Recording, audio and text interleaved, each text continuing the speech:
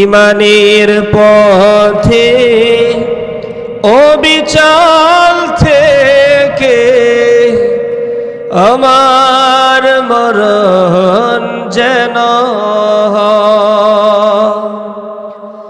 তোমার কাছে মিনতি আমার, তোমার কাছে মিনতি আমার, মহামহিম দয়াময় ইমানের পথে অবিচল থেকে আমার মরণ যেন প্রতিদিন মিথ্যে মুখোমুখি হই, বেদিন ফাসিকিরা করে হইচই, প্রতিদিন মিথ্যে মুখোমুখি হই, বেদিন ফাসিকিরা করে হইচই, আজাজিলে সে গুমরাহি সুরগা করে তুলে মোহময় ইমানের পথে অবিচল থেকে আমার মরণ যেন। এভাবে আল্লাহ পাক রব্বুল আলামিন প্রতিদিন প্রতি মুহূর্তে আমাকে আপনাকে ডাকে, কিন্তু সাড়া দেয় না। ঠিক কিনা বলে? সাড়া দেয় না আমরা। এখন দুনিয়ার মানুষদেরকে বোঝানোটা বড় সহজ হয়ে গেছে, এজন্য যে আমি আপনি যে মোবাইল চালাই, মোবাইলের মধ্যে অফার আসে কিনা বলেন, অফার আসে কিনা? আমরা নিয়মিতভাবে যে অফারটা পাই, আমরা মাঝে মাঝে আপনারা দেখবেন একটা সময় অফার দেয় যে 50 টাকা দিয়ে 10 জিবি, কথা বলেন, দেয় কিনা? এ জাতীয় বিশাল বিশাল অফারগুলা দেয়। কেন দেয়? অফার সব সময় দেয় না। ধরেন কথার কথা, এই দেশের মধ্যে যতগুলো উৎসবের দিন আছে অথবা কোনো রাষ্ট্রীয় কোনো কাজ যদি হয়, তাহলে তার মাঝে দেখবেন একটা অফার দেয়। ধরেন কথার কথা, আমাদের 26শে মার্চ সামনে আসতেছে কিনা? এই দিনটাকে উপলক্ষ করে হয়তো বা সিম যারা চালাক, যারা নাকি এর জিম্মাদারিতে আছে, ওই মানুষগুলা হয়তো বা এই দিনটাকে উপলক্ষ করে বলবে যে একটা অফার চালু করে দাও। বলি কি অফার? বলে 10 টাকা দিয়ে 1 জিবি দিয়া দেন। দেয় কিনা? দেয়া দিবে। এর কারণ হলো সচরাচর সব সময় এই অফার দেওয়া হয় না, একটা সময়কে কেন্দ্র করে অফার দেওয়া হয়। আল্লাহ পাক রব্বুল আলামিন বলে, ও দুনিয়ার মানুষেরা শোনো, আমি 12টা মাসের মধ্যে আমি কোনো সময় এই কথা বলি নাই, যদি কোনো আল্লাহর বান্দা বান্দি 1 রাকাত নফল ইবাদত করে, আমি আল্লাহ তার আমল নামার মধ্যে অন্য মাসে ফরজ আদায় করলে যেই পরিমাণ সওয়াব, সেই পরিমাণ সওয়াব দিব। এই কথা বলছে না? বলে নাই। কিন্তু আল্লাহ পাক রব্বুল আলামিন বলে, একটা মাস আমি আল্লাহ রেখে দিলাম, যেই মাসে 1 রাকাত নফল নামাজ আদায় করলে পরে অন্য মাসে 1 রাকাত যদি ফরজ আদায় করা হয়, তার সমপরিমাণ সওয়াব দেয়া দেয়। সুবহানাল্লাহ বলবেন না? তাহলে এই মাসের দাম আছে না নাই? সবাই বলেন, আছে না নাই?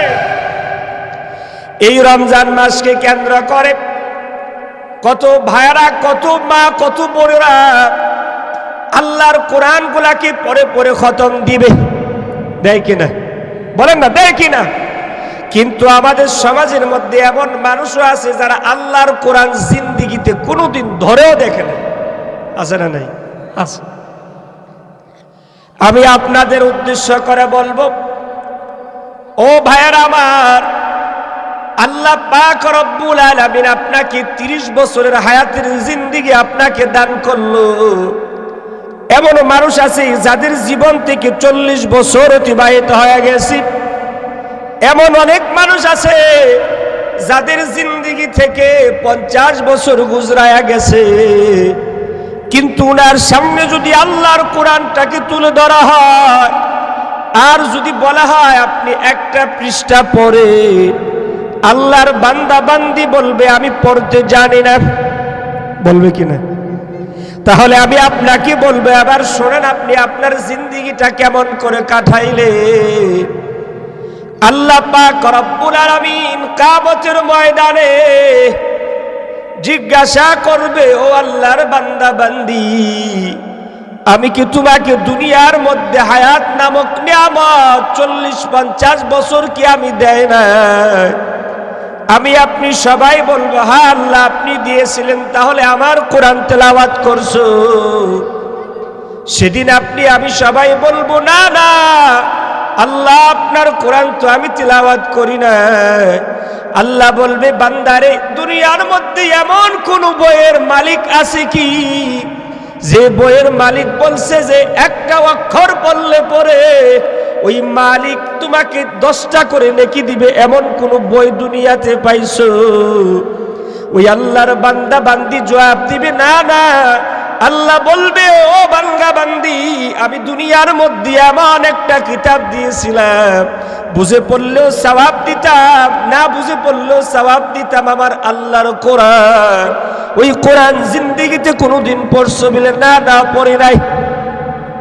সেদিন আল্লাহর সামনে দাঁড়িয়ে আপনি বলবেন, আল্লাহ আবার আমাকে দুনিয়ার জিন্দেগিতে পাঠান, আমি কোরআন তেলাওয়াত করে আসব। আল্লাহ পাক বলেন, বান্দা, জিন্দেগিতে আর তোমাকে পাঠানো সম্ভব না, পাঠানো আর যাবে না। আপনি বলেন তো দেখি, দুনিয়া থেকে একবার বিদায় নিয়ে গেলে আবার কি দুনিয়াতে আসা যাবে? সবাই বলেন না, আসা যাবে? আর আসা যাবে না। কয়েলটা বন্ধ করে দাও, কয়েলটা বন্ধ করে দাও। এই দুনিয়ার মধ্যে আল্লাহ পাক রব্বুল আলামিন বলে, ও দুনিয়ার মানুষেরা শোনো, এই কোরআনের সাথে যাদের সম্পর্ক থাকবে, এই কোরআনের সাথে যাদের মোহাব্বত থাকবে, এখন আমাদের সমাজের মধ্যে অনেকগুলো আদরের কলিজার টুকরা যুবক ভাইদেরকে জিজ্ঞাসা করলে, ও যুবক ভাই বলেন তো দেখি আপনি কয়টা সূরা পারেন? যুবক বলেন, না হুজুর পারি না। এই যে আপনি বললেন যে পারি না, এই কথার মধ্যে জানেননি কত বড় গজব লুকায়া আছে? আপনি যদি কোরআন তেলাওয়াত না করতে পারে, আপনি যদি 2-3টা সূরা যদি মুখস্থ না করেন, তাহলে আপনি কি আপনার ছেলেকে করাইবেন? করাবেন? স্বাভাবিক। আপনি যেহেতু পারেন না, আপনার এটার প্রতি কোনো মায়া মোহাব্বত কিছুই থাকবে না। ঠিক এরা বলে কিছুই থাকবে না আপনার। আজকে আমাদের সমাজের মধ্যে সব চাইতে বেশি দেখা যায় কিন্ডারগার্টেনে দৌড়ায় কিনা। সকালবেলা ইমাম সাহেব, মুয়াজ্জিন সাহেব মাইক দিয়া ডাক দেয়, গার্জিয়ানদেরকে ডাক দেয়, বলে যে আপনার সন্তানটাকে মসজিদের মধ্যে পাঠান। ডাকে কিনা? সকালবেলা ডাকে। কিন্তু কোন আল্লাহর বান্দা বান্দি তো তাদের বাচ্চাদেরকে উঠায়া উঠায়া আঙ্গুলে ধরে ধরে আল্লাহর ঘর মসজিদে নিয়ে যায় না। যদি সকালবেলায় এই বাচ্চাটা যদি কিন্ডারগার্টেন যদি থাকে, তাহলে মাদেরকে দেখা যায় অস্থির হয়ে যায়। বাস্তবতা আছে না নাই? বলেন না, বাস্তবতা আছে না নাই? আমি আমার মা বোনদেরকে বলবো, মা বোনেরা, যেই শিক্ষা দুনিয়ার মধ্যে কাজে লাগবে, আখিরাতের মধ্যে চালানা পয়সারও কোনো কাজে লাগবে না, ওই শিক্ষার জন্য আপনি নিজে সকালবেলায় ফজরের নামাজে রক্ত উঠেন, কিন্তু নামাজটা আপনি পড়েন না। কেন উঠলেন? যে বাচ্চার স্কুলের টাইম হইল 7টায়। কয়টায়? 7টা। এখন মা ফজরের সময় উঠলো, কিন্তু ফজরের নামাজের জন্য না, নাস্তা বানানোর জন্য। নাস্তাটা বানাইলো। সন্তানের যেই টাইমে ওঠার কথা, ওইটা মসজিদে যাওয়ার কথা, ওই সময় বাচ্চাটাকে ব্রাশ ট্রাশ করায়া রেডি করলো, কিন্ডারগার্টেনে নিয়ে যাবে। মার কত দরদ দেখেন, দুনিয়াবি পড়ার মধ্যে মার কত দরদ, বাবার কত দরদ দেখেন। মা না খাইলো না, ব্রাশ করলো না, মাথা আশ্রাইলো, বুকরাটা কোনো মতে পড়ছে। কোনো মতে পরে দেখে যে ক্লাসের সময় হয়ে গেছে, তড়ি গড়ি করে সন্তানটাকে নিয়ে যায় কিন্টার গার্ডেনে। আর এই দিক দিয়া মাইক থেকে এলান দেয়, গার্জিয়ানদেরকে লক্ষ্য করে বলি, আপনাদের সন্তানগুলাকে মসজিদে কোরআন শিক্ষার জন্য পাঠান। ও মা, ও বাবা, ও গার্ডিয়ান ভাইয়েরা, ভালো মারা, ভালো করে লক্ষ্য করে শোনেন। ওই সন্তানগুলা একদিন দেখবে কিয়ামতের মাঠে আপনার কলিজার মধ্যে পা রেখে জাহান্নামের দিকে দৌড়াবে। আল্লাহ পাক রব্বুল আলামিনকে ডাক দিবে আর বলবে, আল্লাহ, আমার মা কই, আমার বাবা কই, তাদেরকে আয়না দেন। আল্লাহ বলবে, কেন রে বান্দা, তোর মার কি দরকার? জাহান্নামের মধ্যে যা জলদি করে। ওই বান্দাটা বলবে, আল্লাহ, আমার বাবা কই, আমার বাবারে ডাক দেন। মা বাবা দুজনদেরকে যখন ডাক দেওয়া হবে, আল্লাহর বান্দা তখন তার মা আর বাবার এই কলিজার মধ্যে পা দিয়ে তারপরে জাহান্নামে যাবে। প্রশ্ন করা হবে, কেন তুমি তোমার মা বাবার কলিজার মধ্যে পাড়া দিয়া তুমি জাহান্নামের মধ্যে গেছো? ওই সময় বাচ্চাটা ডাক দেয়া বলবে, আল্লাহ, আমার মা আমার বাবা যদি আমাকে ছোট্টবেলায় মসজিদে কোরআন শিক্ষার জন্য পাঠাইতো, আমি যাইতাম। আমি যখন বড় হয়েছিলাম, আমি যখন বেলাইনে চললাম, আমার মা আমাকে কোনোদিন বাধা দেয় না, আমার বাবাও আমাকে কোনোদিন বাধা দেয় না। আমার মা বাবা যদি বাধা দিত, ও আল্লাহ, আমি কোনোদিন কোনো সময় ওই রাস্তায় যাইতাম না, যেই রাস্তায় গেলে পরে আমি জাহান্নামী হব। এই জন্য আমি আমার মার বাবার কলিজার মধ্যে পাড়া দিয়া দিয়া জাহান্নামে যাব। ও সন্তানের বাবা যারা আছেন, মা যারা আছে, তাদেরকে বলবে, এখনো সময় আছে, যদি কিন্টার গার্ডেনে পড়ার আমি নিষেধাজ্ঞা জারি করি না, আমি নাও করি না, পড়ান ভালো কথা, কিন্তু সময় ধরে একটা সময় মাদ্রাসার শিক্ষা দেন, কোরআনের শিক্ষা দেন, মসজিদের শিক্ষা দেন, আপনার সন্তানটা ভালো হবে। ঠিক কিনা বলে? ভালো হবে। যেই সন্তান আল্লাহর কোরআন পড়তে পারে, যেই সন্তান আল্লাহর ঘর মসজিদে দৈনিক 5 বার হাজিরা দেয়, ওই সন্তানের দ্বারা কোনোদিন মা বাবা আঘাতপ্রাপ্ত হতে পারে? জোরে বলেন, পারে? পারে না।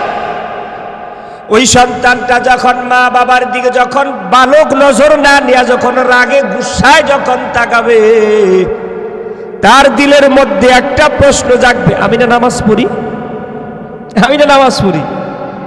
তার দিলের ভিতরে দাগ কাটবে, না না, ইমাম সাহেবের জবান থেকে গত জুমায় শুনলাম মা বাবাকে ধমক দেওয়া যাবে না। সুবহানাল্লাহ বলেন।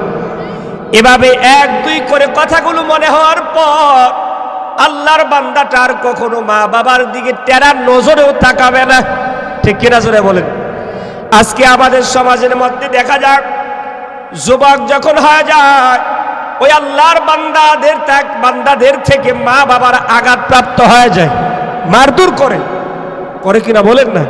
এখন আমাদের সমাজে বহু এমন হয়ে গেছে, কথা যদি এদিক সেদিক হয়ে যায়, তখন মা বাবাকে মারধর করে।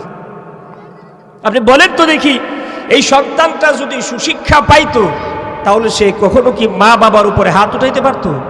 বলেন না, পারতো? না, পারতো না। আজকে আমাদের সমাজের মধ্যে কোরআনের শিক্ষা কয়জনের ঘরে আছে বলেন?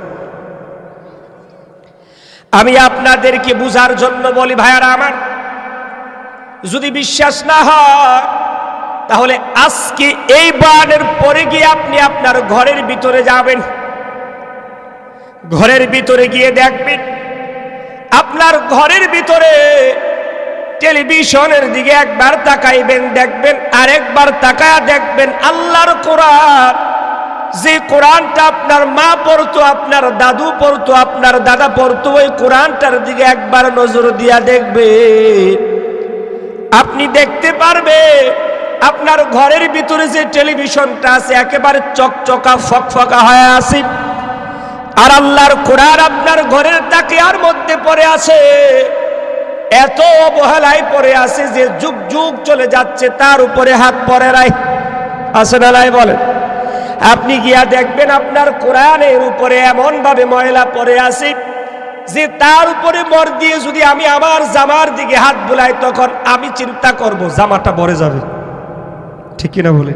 যদি বিশ্বাস না হয় আপনার, আজকে আপনি বাসায় যাবেন, বাসায় গিয়ে টেলিভিশনের গ্লাসের উপরে ভাবে মর দিবেন। কথা বুঝতে পারছেন? টেলিভিশনের উপরে ভাবে মর দিবেন, মর দিয়ে আপনি আপনার জামাটার মধ্যে হাত বুলাবেন। আবার আপনি যাবেন কোরআনের দিকে, যে কোরআনের ব্যাপারে আল্লাহ রাব্বুল আলামিন বলেন এই কোরআনের জিম্মাদারি, এই কোরআনের হিফাজতগার আমি স্বয়ং আল্লাহ। সুবহানাল্লাহ বলেন। আল্লাহ যার সংরক্ষক, তার উপরে একটা হাত দিয়ে আপনি আপনার পরনের কাপড়ের উপর একটা মর দিবেন, তখন আপনি দেখবেন কার উপর থেকে বেশি ময়লা আসে। একদিনের জন্য পরীক্ষা করেন না, আপনি দেখবেন আপনার এই জামাটার মধ্যে টেলিভিশনের কোনো ময়লা পাবেন না, কিন্তু আল্লাহর কোরআনের উপরে হাত দিয়ে আবার যখন জামাতে হাত দিবেন, দেখবেন আপনার জামাটা কালো হয়ে গেছে। এর বাস্তবতা আছে না নেই? বলেন না, আছে না নাই? যেই কোরআনটা দৈনিক পরে পরে গিলাপের উপরে একবার চুমু খাওয়ার কথা, কোরআনের উপরে বারে বারে দৃষ্টি দেওয়ার কথা, ওই কোরআন আজকে আমাদের সমাজের মধ্যে অবহেলিত অবস্থায় আছে। কিন্তু আল্লাহর কোরআনের বাহিরে আল্লাহ বলছে, যে ব্যক্তি নাচ গান দেখবে, যে ব্যক্তি নাচ গানকে সাপোর্ট করবে, ওই ব্যক্তি জান্নাতে যেতে পারবে না। কিন্তু ওই জিনিসটার মধ্যে গিয়ে দেখবেন চকচক করতে আছে। এবার আপনি বলেন তো দেখি, আমরা কি আমাদের কোরআনের হক আদায় করতে পারলাম? বলেন না আপনারা, পারলাম? আমরা কোরআনের হক আদায় করতে পারি না। ও ভাই, আল্লাহর কোরআনের সাথে লেগে থাকলে কত দাম আপনি জানেননি। আপনি দেখেন বাজারের মধ্যে অনেকগুলো কাপড় পাওয়া যায়, কিন্তু কোন কাপড়ের মধ্যে যদি পা লেগে যায়, তাহলে ওই পাটার লাগার কারণে আপনি কি ওই কাপড়ের মধ্যে ধরে সালাম করছেন? কথা বুঝতে কষ্ট হচ্ছে আপনাদের? বলেন, আপনি কোনোদিন সালাম করছেন? না, সালাম করেন না। কিন্তু ওই কাপড়টা এনে যদি আমি আল্লাহর কোরআনের একটা গিলাপ বানায়া দেয়, ওই গিলাপটা যদি আপনার জানা সত্ত্বে না অজানা সত্ত্বে যদি আপনার পায়ে লেগে যায়, মুসলমান ভাইয়ার আমার, বাবার আমার, জবাব দেয়, এই কোরআনের গিলাপের মধ্যে যদি পা লেগে যায়, তাহলে আপনি সালাম করবেন কিনা? বলেন না, করবেন কিনা? শুধু কি সালাম করবেন, আপনার দিলটা থরথর করে কাঁপবে। না জানি কোন ধরনের বেয়াদবি হয়ে গেছে আমার আল্লাহর কোরআনের, এই জন্য আপনার দিলটা বড় থরথর করে কাঁপতে আরম্ভ করে দিবে। বাজারের মধ্যে অনেকগুলো কাঠ পাওয়া যায়, এই কাঠের মধ্যে যদি আপনার পা লাগে, তাহলে আপনি কি সালাম করবেন? বলেন না, সালাম করবেন? করেন না। কিন্তু এই কাঠ এনে আমি যদি আমার ঘরের, আমার থাকিয়ার মধ্যে থাকা কোরআন, অবহেলিত কোরআনের যদি একটা রিহাল যদি আমি বানায়া দেয়, আর এই কোরআন রাখার রিহালের মধ্যে যদি আমার অজানা সত্যি যদি পা লেগে যায়, তাহলে আমি বারে বার সালাম করি আর চিন্তা করি, না না, এই রিহালের মধ্যে আমার পা কখনো যাইতে পারে না। আর বাজারের মধ্যে অনেকগুলো কাগজ পাওয়া যায়, ওই কাগজের মধ্যে কত লাথি না আমি মারলাম, জিন্দিগিতে কোনো দিন আমি আমার পা লাগার কারণে সালাম কিন্তু করি নাই। ঠিক কিনা বলেন? বাজার থেকে ফল কিনি, আরো কত কিছু কিনি, ওই কাগজের মধ্যে পা লেগে গেলে আমি জিন্দিগিতে কোনোদিন সালাম করি না। কিন্তু ওই কাগজের মধ্যে আমার আল্লাহ পাকের কোরআনের বাণী যদি লেখা দেয়, ও মুসলমান বলো তো দেখি, ওই কোরআনের মধ্যে পা লাগবে দূরের কথা, পা লাগতে পারে সম্ভব হয়ে গেলে ওই কোরআনকে ধরে রাখে, কলিজায় টেনে নেয় আর বলে, না না, আমার আল্লাহর কোরআনের মধ্যে কোনো সময় পা লাগতে পারে না। ঠিক কিনা? এই কোরআনের মধ্যে যদি এত আজমত আর এত মোহাব্বত আর এত মায়া আল্লাহ দিয়া থাকে, ও মুসলমান বলো তো দেখি, তুমি যদি আল্লাহর কোরআন পড়নেওয়ালা হয়ে যাও, আল্লাহর কোরআনের মধ্যে যদি মোহাব্বত আল্লাহ ঢাইলা না দিত, ও মুসলমান তুমিও ইমানদার হইতে না, আমি ইমানদার হইতাম না। আল্লাহর কোরআনের জন্য সাহাবা কারামরা জীবন দিয়া গেছে। এই জীবন যাইতে যাইতে আমি আপনার কাছ পর্যন্ত কোরআন পৌঁছে গেছে।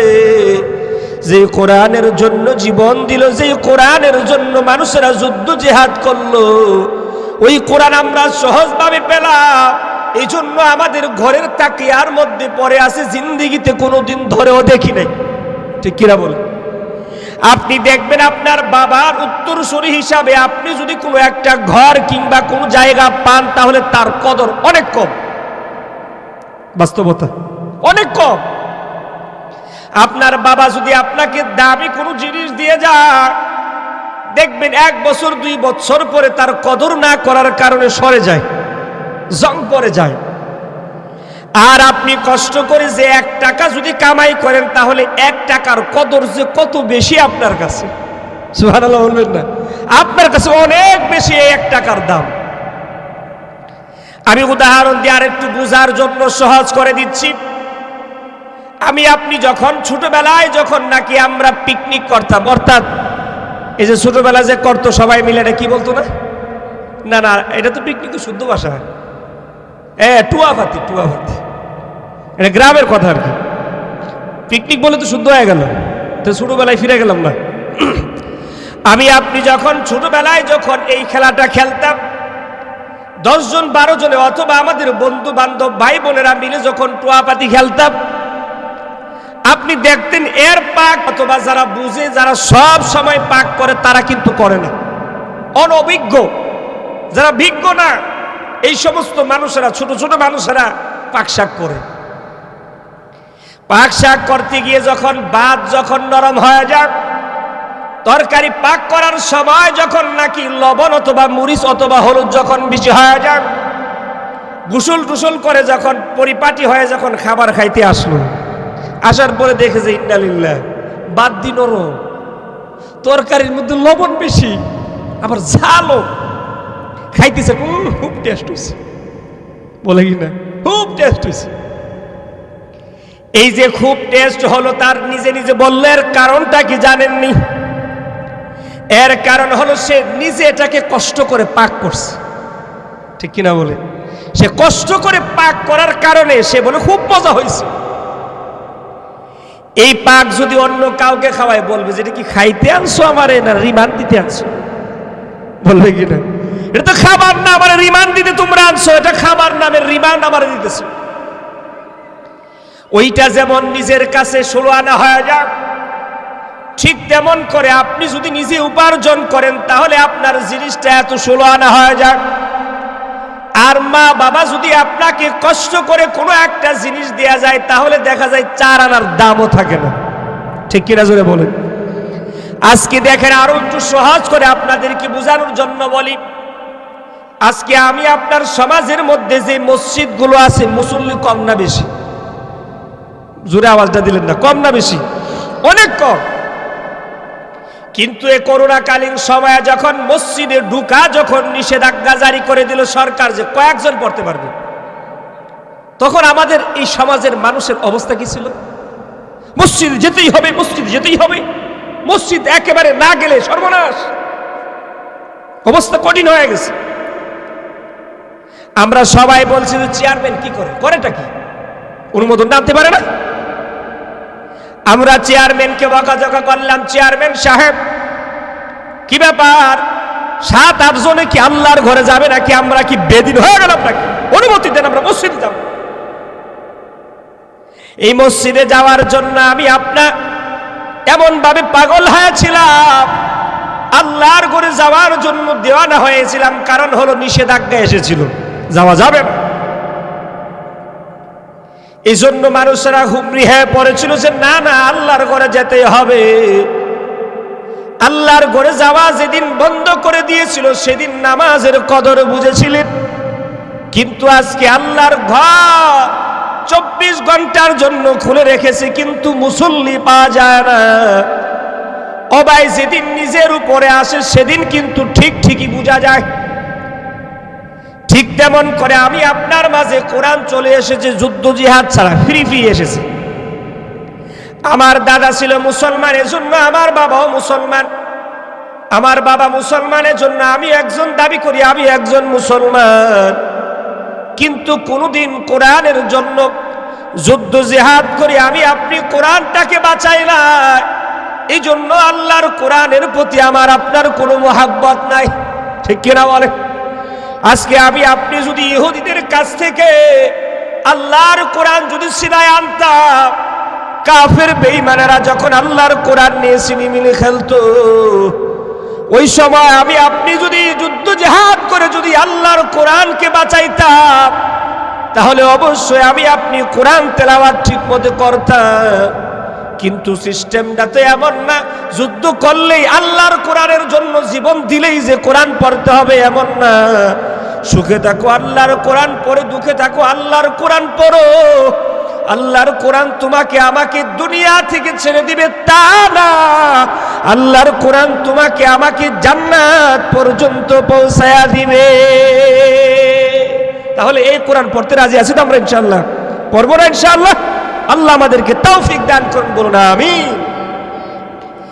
এই কোরআনের আয়াত যখন আমার আপনার নবী কলিজার টুকরা নবী জনাবে মুহাম্মদুর রাসূলুল্লাহ সাল্লাল্লাহু আলাইহি ওয়াসাল্লাম যখন তিলাওয়াত করতেন, কাফির বেঈমানরা এসে আল্লাহর পয়গম্বরকে বলতো, মুহাম্মদ পাগল হয়ে গেছো নাকি, কি তিলাওয়াত করো?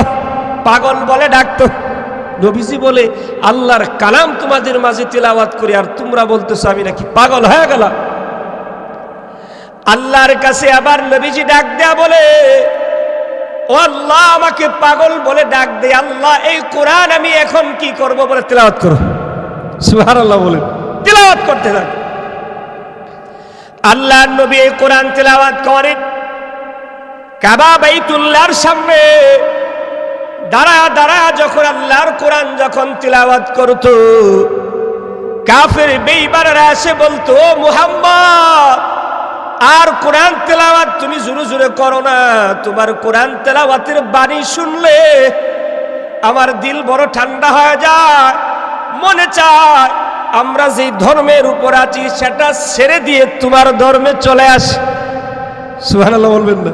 কিন্তু কাফেররা বলে, কিছু কিছু কাফেররা, যে না না আসতে তো পারবো না।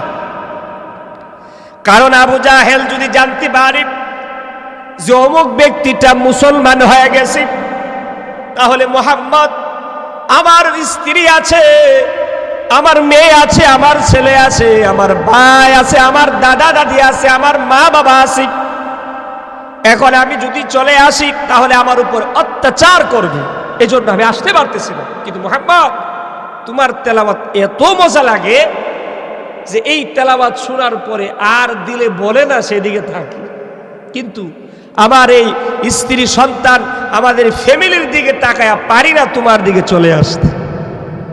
সুবহানাল্লাহ বলতে ইচ্ছে করলো না। আল্লাহর নবী জনাবে মুহাম্মদুর রাসূলুল্লাহ সাল্লাল্লাহু আলাইহি ওয়াসাল্লামকে কাফের বেঈমানেরা বলে, ও মুহাম্মদ আমরা যেই প্রভুর ইবাদত করি তুমি কি সেই প্রভুর ইবাদত করতে পারো না? নাউজুবিল্লাহ বলে বলে আমরা যার ইবাদত করি তোমরা কি তার ইবাদত করতে পারো না? তখন নবীজি বলে, না না, তোমরা তোমাদের ইবাদত করো, আমরা আমাদের ইবাদত করি। আপনারা পড়েন না, কুল ইয়া আইয়ুহাল কাফিরুন লা আ'বুদু মা তা'বুদুন, পড়েন না আপনারা? এটার মধ্যে কি একটু খুইলা দেখি। এই কাফের বেঈমানেরা এসে বলে, মুহাম্মদ শোনো, কিছুদিন তুমি আমাদের প্রভুর ইবাদত করবে, আবার কিছুদিন আমরা সবাই মিলে তোমার প্রভুর ইবাদত করব। নাউজুবিল্লাহ কর সন্ধি করতে আইছে যে কয়েকদিন তোমরা আমার প্রভুর ইবাদত করবা, আবার কয়েকদিন সবাই মিল্লা তোমার প্রভুর ইবাদত করবে। নবী করিম সাল্লাল্লাহু আলাইহি ওয়াসাল্লাম বলেন, না, আমি এমন একজন সত্তার ইবাদত করি যার সাথে কোনোদিন শরীক করা যাবে? চিল্লায় বলেন, যাবে? যাবে না।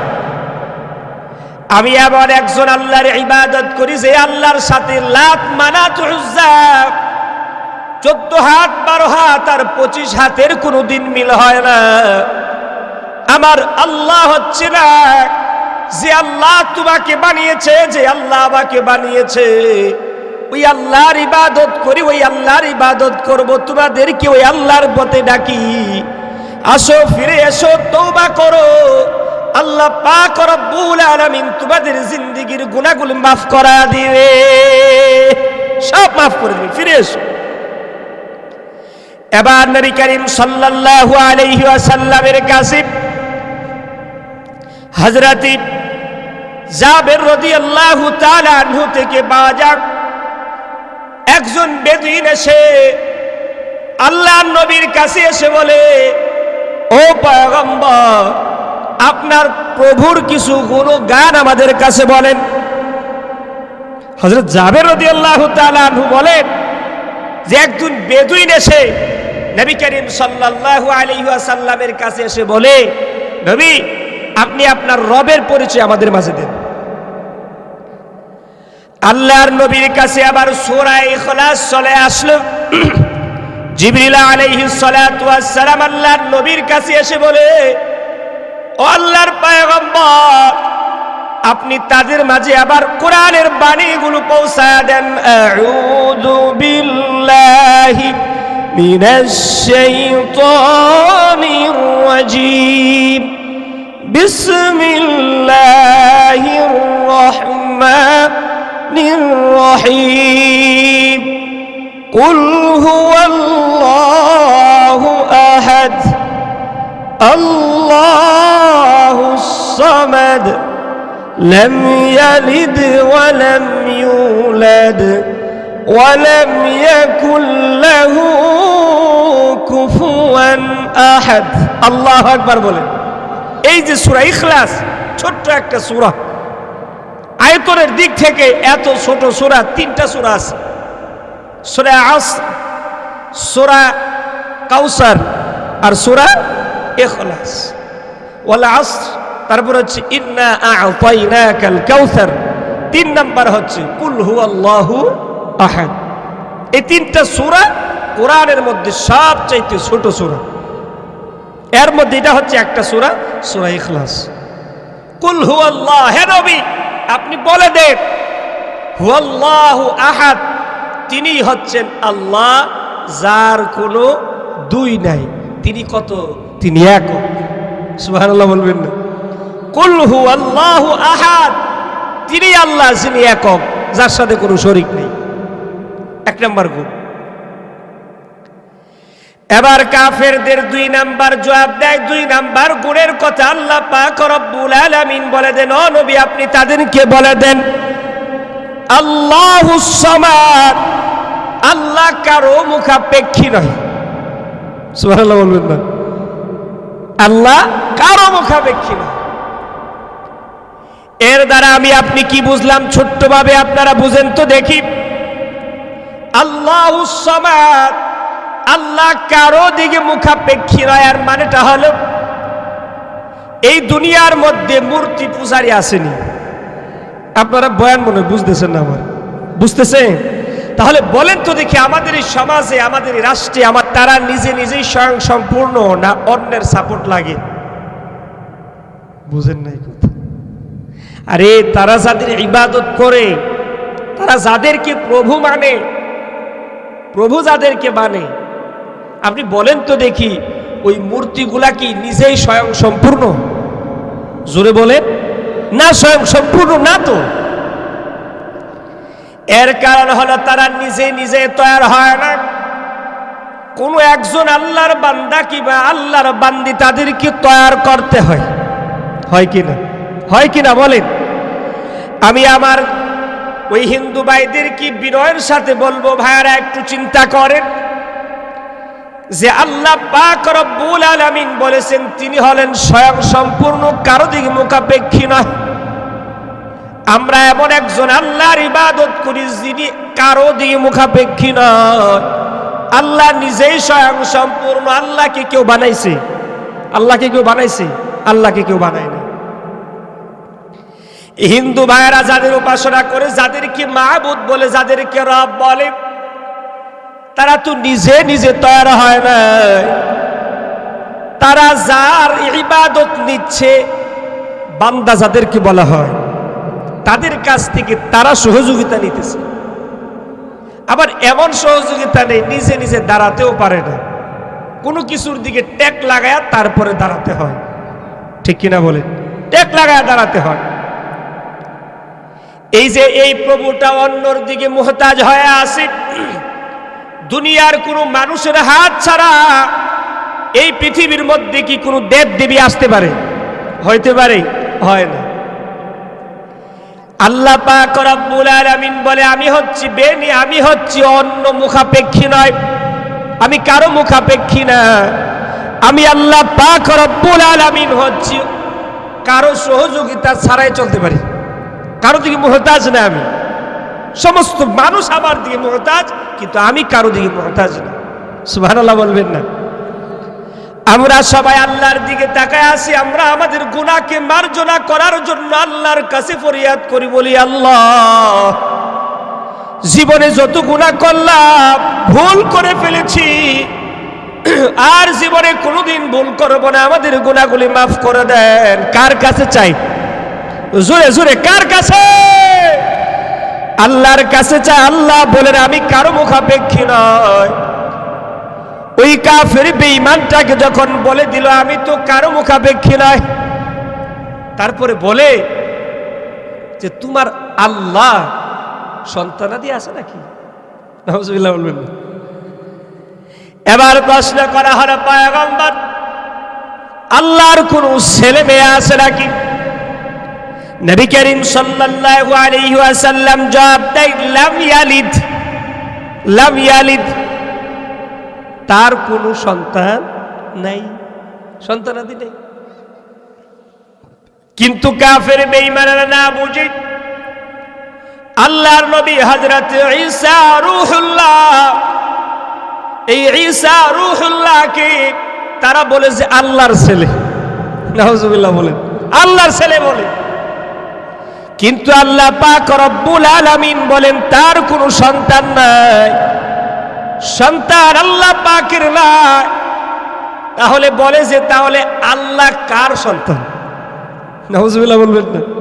আল্লাহর যদি কোনো সন্তান না থাকে তাহলে আল্লাহ কার ঘর থেকে আসছে? আল্লাহ কার সন্তান? আল্লাহ পাক রব্বুল আলামিন পরের অংশের মধ্যে বলেন ওয়ালাম ইউলাদ, তিনি কারো কাছ থেকে জন্মগ্রহণ করেন নাই, তিনি কারো কাছ থেকে সন্তান জন্ম দেন নাই, তিনি কারো কাছ থেকে জন্মগ্রহণ করেন নাই। আল্লাহ পাক রব্বুল আলামিন বলেন যে আমি তো আমি, আমার সমতুল্য আর কেউ আছে? বলেন না আল্লাহর সমতুল্য আর কেউ আছে? আল্লাহর সমতুল্য ওয়ালাম ইয়াকুল্লাহু কুফুয়ান আহাদ, আল্লাহর সমতুল্য আর কেউ নেই, আছে নাকি? আল্লাহ বলেন যে আমার সমতুল্য কেউ নাই। এই যে এক নাম্বার গুণ হলো তিনি আল্লাহ, যিনি একক, যার সাথে কোনো শরীক নাই। দুই নাম্বার হচ্ছে আল্লাহ পাক রব্বুল আলামিন কারো দিকে মুহতাজ না, বরং দুনিয়ার সব মানুষ আল্লাহর দিকে মুহতাজ। তিনি হলেন আল্লাহ যার ইবাদত আমি করি। সুবহানাল্লাহ জোরে বলেন। তিন নাম্বার হচ্ছে আল্লাহ পাক রব্বুল আলামিনের কোনো সন্তান নাই, কোনো ছেলে নাই, কোনো মেয়ে নাই। তারপরে হচ্ছে আল্লাহ পাক রব্বুল আলামিন কারো কাছ থেকে তিনি জন্ম হন নাই, উনার কোনো মাতা পিতা নাই, আল্লাহ আল্লাহ। এরপরের গুণ হলো আল্লাহ পাক রব্বুল আলামিন, আল্লাহ পাকই তিনি একজন, তার সমকক্ষ কেউ নাই, সমতুল্য কেউ নাই। সুবহানাল্লাহ বলেন। আল্লাহ পাক রব্বুল আলামিন কোরআনে মাজিদের বিভিন্ন জায়গার মধ্যে আল্লাহ পাক বলেন ও দুনিয়ার মানুষেরা আমার সাথে কাউকে শরীক করো না, সাবধান হয়ে যাও, আমি হচ্ছি একজন আল্লাহ, আমার সাথে কোনো শরীক হয় না। সূরা আলে ইমরানের মধ্যে আল্লাহ পাক রব্বুল আলামিন বলেন আল্লাহু লা ইলাহা ইল্লা হুয়াল হাইয়ুল কাইয়্যুম। আল্লাহু আকবার। কর আল্লাহু লা ইলাহা ইল্লা হু, আল্লাহ আল্লাহু লা ইলাহা ইল্লাল্লাহ, তিনি হলেন আল্লাহ। লা ইলাহা ইল্লাল্লাহ, নেই কোনো মাবুদ কে ছাড়া। আরো জোরে চিল্লায়া বলেন, কে ছাড়া? নেই কোনো মাবুদ আল্লাহ ছাড়া। ওই আল্লাহ হচ্ছেন এমন আল্লাহ, আল্লাহু লা ইলাহা ইল্লা হুয়াল হাইয়ুল কাইয়্যুম, যে আল্লাহ চিরস্থায়ী চিরঞ্জীব, যার জিন্দেগিতে কোনোদিন ঘুম নাই, ঘুমের ভাবও নাই। সুবহানাল্লাহ বলবেন। আয়াতুল কুরসির দিকে একবার তাকান, সেখানের মধ্যে আয়াতটা আছে, আল্লাহু লা ইলাহা ইল্লা হুয়াল হাইয়ুল কাইয়্যুম লা তাখুযুহু সিনাতু ওয়ালা নাওম। সুবহানাল্লাহ বলেন। তিনি আল্লাহ, লা ইলাহা ইল্লাল্লাহ, যার সাথে কোনো শরীক নাই। আল্লাহ, আমরা আমাদের এমন একজন আল্লাহ, যার ইবাদত করলে পরে আল্লাহ ঘুমায়া থাকে, এমন না, ঠিক কিনা বলেন? আমাদের রব হচ্ছে এমন একজন রব, যেই রবের সামনে কোনো খাবার দেওয়া লাগে না, খাবার দিলে রব আবার খায় না, এমন না। না, আমি আপনি চলি, আমার আপনার রব আল্লাহ আমাদেরকে দেখেন না, এমন না। আমি আপনি কি করি বা না করি সব কে দেখেন? আরো জোরে বলেন না, কে দেখেন? আল্লাহ পাক রব্বুল আলামিন কিয়ামতের ময়দানে আমি আপনি কি করলাম, আমি আপনার জবানটাকে তালা মেরে দিবি, মোহর মেরে দিবি। আল্লাহ পাক রব্বুল আলামিন বলবেন যে বান্দা, আল ইয়াউমা নাখতিমু আলা আফওয়াহিহিম ওয়া তুকাল্লিমুনা আইদিহিম ওয়া তাশহাদু আরজুলুহুম বিমা কাসাবাত। আল্লাহ পাক রব্বুল আলামিন বলবেন, তোমাদের মুখের মধ্যে মোহর মেরে দিবি, মোহর মেরে দিবি। আল ইয়াউমা নাখতিমু আলা আফওয়াহিহিম ওয়া তুকাল্লিমুনা আইদিহিম, যেদিন আমার আপনার মুখের মধ্যে মোহর মেরে দেওয়া হবে, সেদিন আমি আপনি কথা বলতে পারবো না। সেদিন কথা কে বলবে? কথা বলে সেদিন কথা কে বলবে? এই যে আমার আপনার হাত বলবে, হাত বলবে। যুবক ভাইয়ারা, আপনারা এখানে আসছেন, আপনাদের জন্য দুই তিনটা কথা বলি। আমি আপনি এমন মনে করি, যদি আমার এলাকার কোনো ডাব গাছের ডাব যদি চুরি না করতে পারি, তাহলে ছেলেবেলায় কি কাজ করলাম, বড় হয়ে কি বলবো?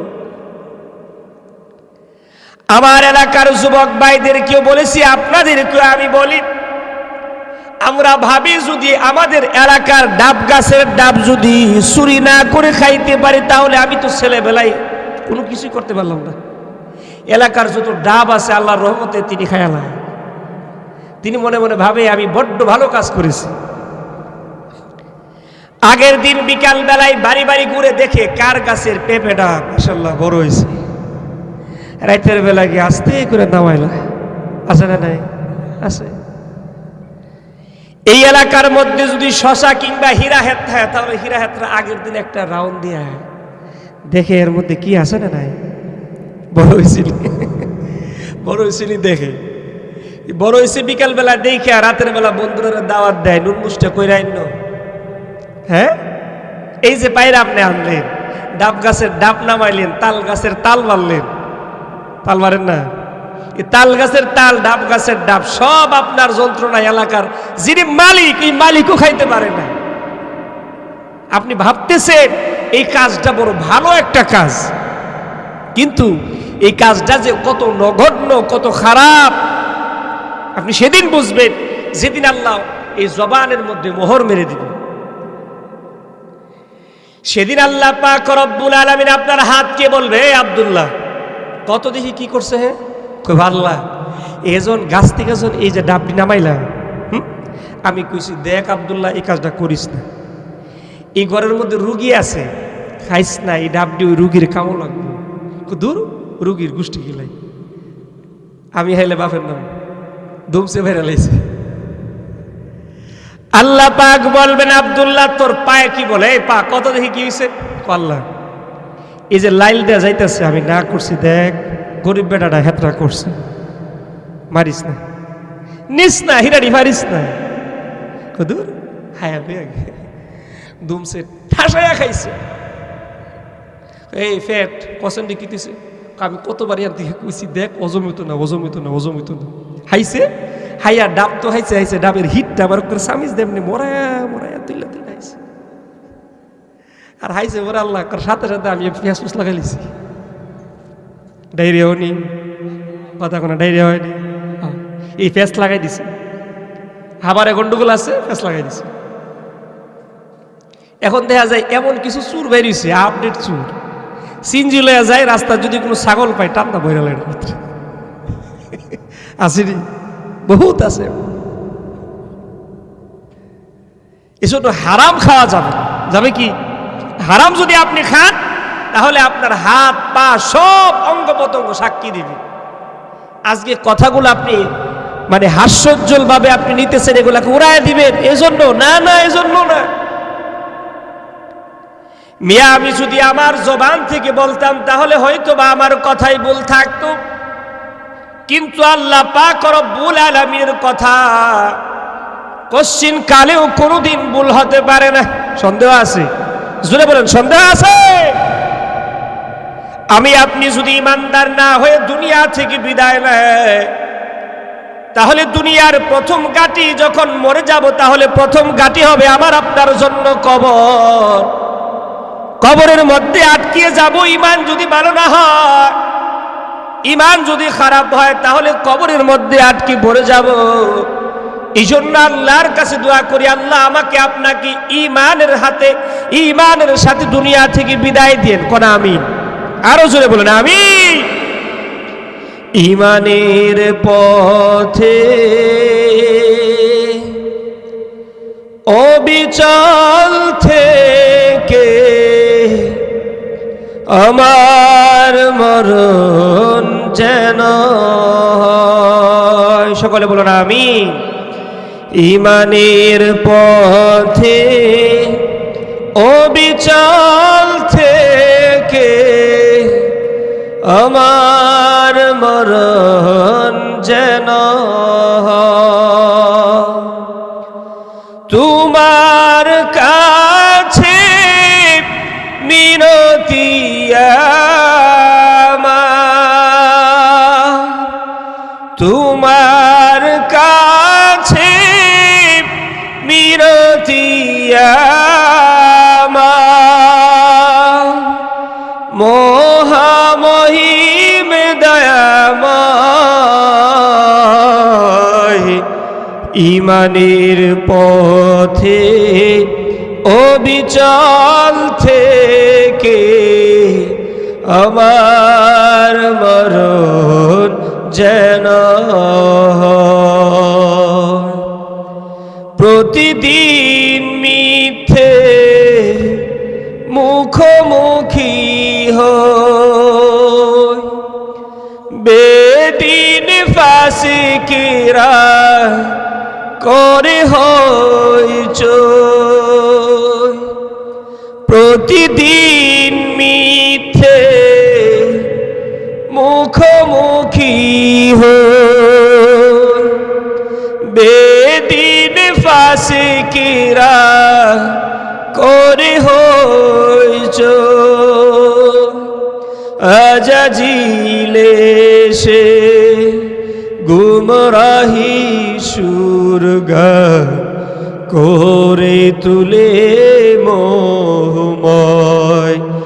ইমানের পথে অবিচল থেকে আমার মরণ যেন হয়। তোমার কাছে মিনতি আমার, তোমার কাছে মিনতি আমার, মহামহিম দয়াময়। ইমানের পথে অবিচল থেকে আমার মরণ যেন হয়। সকলে বলুন আমিন। তাহলে আমরা কি ইমানের পথে মরতে চাই? কে কে মরতে চায় না দেখি তো? মরতে চান না আপনারা? মরতে চান তো ইনশাআল্লাহ? আল্লাহ আমাদেরকে ইমানের হালতে এই দুনিয়া থেকে বিদায় হওয়ার তৌফিক দান করুন, বলুন আমিন। আজকে আমি যদি আপনাদেরকে বলি এখানের মধ্যে কে মনে আছেন যে এখন এই মুহূর্তে এক খতম কোরআন তেলাওয়াত করবেন? কেউ আছেন এখানে? পারবেন? সম্ভব? সম্ভব না, অসম্ভব।